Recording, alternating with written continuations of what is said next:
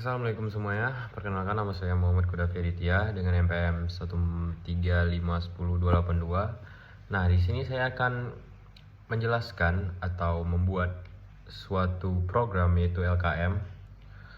LKM itu bagian dari Linux. Oke, saya diamanahkan untuk membuat video dan menjelaskan tentang apa itu LKM dan coding-codingan LKM. Oke, langsung saja. Let's go! Nah guys, sebelum lanjut ke codingannya, alangkah baiknya kita harus mengenal KM itu sendiri dulu. Kenapa? Supaya paham apa yang kita buat, apa yang kita lakukan. Nah, LKM tuh Linux Kernel Module atau add-on atau plugin dalam Linux yang bisa dimasukin tanpa merestart Linux itu sendiri. Apa sih fungsi LKM bang? LKM itu bisa nambah program, buat belajar tipis-tipis gitu. Nah, analogi sederhana dalam kehidupan sehari-hari misalnya misalnya kalian-kalian nih pada ngepot nih. Ini kan hidup. Nah, ini anggap aja ini Linux. Ini LKM atau Linux Kernel Modul. Nah, ini kan hidup, dimasukin dong. Nah, jadi ibaratnya tuh kita menambah suatu program atau kernel modul baru dalam Linux tanpa merestart Linux itu sendiri. Jadi dia kayak kita masukin program tanpa matiin Linuxnya. Jadi kayak masang mod dalam game tanpa merestart gamenya itu sendiri. Atau enggak gini deh, kalau dunia motor kita ganti ECU, ganti pelek, ganti master rem tanpa matiin motor. Nah, ibaratnya LKM tuh kayak gitu. Oke, semoga kalian paham. Kita lanjut ke codingan. Oke, kita sudah sampai ke dalam VirtualBox-nya. Hal yang pertama yang harus kita lakukan adalah masuk ke mode root, coy. Gimana sih bang cara masuk mode root? Nah, begini caranya. Kalian ketik di situ sudo su. Nanti disuruh masukin password tuh. Masukin password kalian yang telah kalian buat di Linux-nya atau Ubuntu-nya. Nah, tanda kalau kalian udah masuk root, di sebelah nama VirtualBox kalian ada root.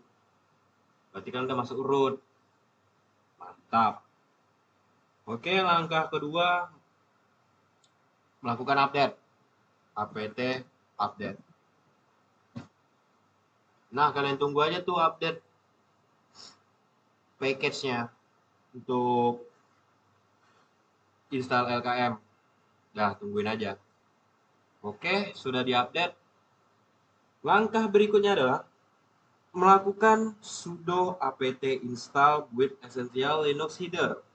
Untuk apa sih bang? Kita buat dulu. Yang harus kalian ketik di sini adalah sudo apt install build garis essential Linux headers garis dolar buka kurung uname garis R.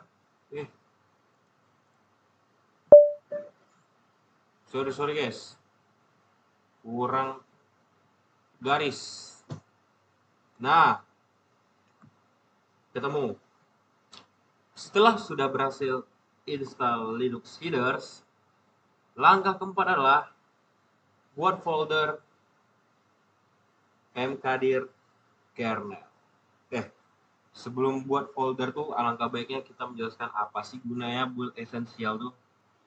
Build essential tuh artinya adalah atau fungsinya adalah menyediakan header yang diperlukan untuk membangun modul untuk kernel running saat ini.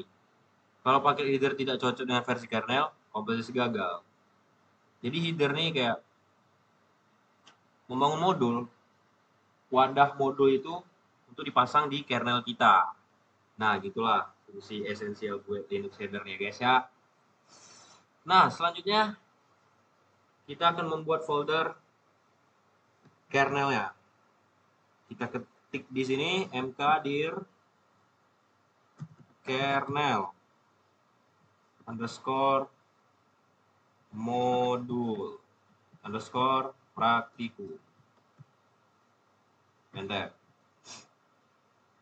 Nah, langkah selanjutnya adalah cd kernel modul praktikum. Artinya kita pindah ke folder yang telah kita buat tadi. Caranya adalah cd kernel underscore modul underscore praktikum. Nah, maksud cd di sini adalah change directory, guys, atau pindah directory ke kernel modul praktikum yang telah kita buat sebelumnya. Oke, kita enter. Nah, udah pindah tuh. Home garis dapi garis kernel modul praktikum. Oke, tandanya udah berhasil. Let's go. Langkah berikutnya adalah buat file. Buat file nano hello c. Fungsinya apa? Kita buat dulu. Nano hello.c. Enter.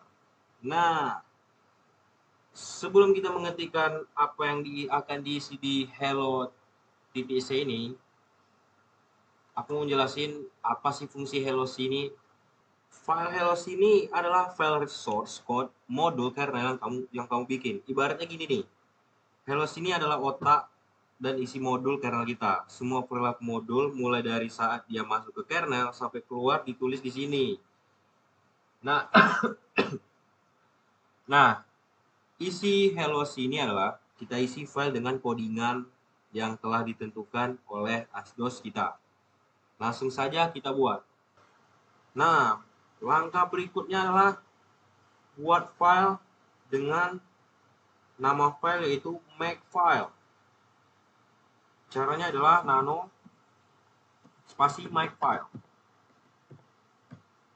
Nah, kalau udah ke dalam makefile ini, kita isilah file itu dengan codingan yang akan saya buat nih. Codingannya kayak gini nih. Nah, teman-teman, jadi codingannya telah jadi di dalam makefile. Fungsinya apa? Ini simpelnya lokasi tempat kernel modul kita berada.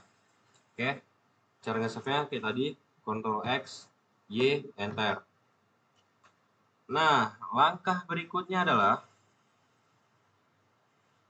jalankan perintah dengan komen. Jalankan perintah LKM yang telah kita buat. Caranya adalah kita klik aja. Kita ketik aja make. Oke, teman-teman, bisa lihat di sini di atas tuh ada error.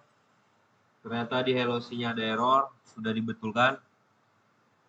Di sini saya sudah membuat make tadi. Inilah hasilnya. Sudah ditambah-tambahkan hello co, mode server, hello modo, hello co, nah itu. Nah, untuk mengecek apakah berhasil make filenya, kita akan mengetik ls.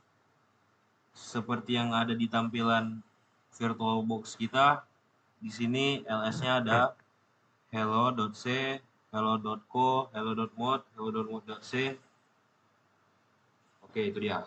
Berarti berhasil apa yang telah kita buat, teman-teman. Langkah selanjutnya, kalau sudah berhasil, kita cek apakah sudah terpasang apa enggak.